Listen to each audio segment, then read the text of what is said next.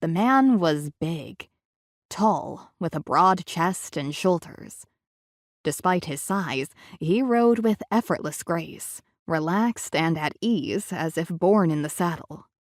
LaRaine could see little of his face beneath the brim of his sweat-stained cowboy hat. What was visible was mostly strong jaw and chin.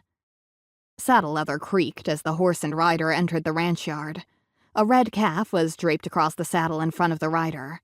It hung limp, showing no sign of life, when the horse was reined to a stop in front of the barn. Gathering the calf in his arms, the rider stepped down from the saddle. As yet, the man had not acknowledged their presence with more than a look. Sam walked forward to meet him, but LaRaine waited. "Hi, I'm Sam Hardesty from the movie studio." He introduced himself, not bothering to extend a hand since the rancher's arms were holding the calf. "I called you last night." The calf wasn't as small as it had first appeared. LaRaine guessed that it easily weighed over 100 pounds, but the rancher carried its limp weight with ease. "Sorry I wasn't here when you arrived, Mr. Hardesty."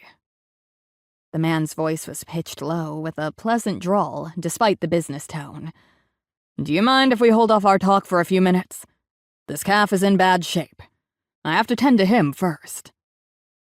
"I don't mind a bit," Sam replied with the faintest trace of impatience creeping into his answer.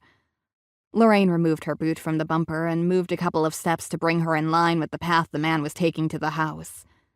She tipped her head at a provocative angle, letting the black cloud of her hair drift to one side. "Was I deceived, or did I detect a trace of Texas in your voice?" she questioned in a deliberately playful challenge. The man stopped. A pair of brown eyes inspected LaRaine with almost insulting indifference to her feminine beauty. Meeting him face to face, she noticed the wings of gray in his otherwise dark hair. Even though he carried the calf, she could tell that the broad shoulders tapered to a slim waist and hips, giving a deceptive impression of leanness. And it was deceptive. Her petite frame was dwarfed by his bulk. "Yes, I'm from Texas originally," he admitted, and turned his brown eyes on Sam. The look prompted an introduction. "Mr. McCrae, this is one of the supporting actresses in our film, Miss LaRaine Evans.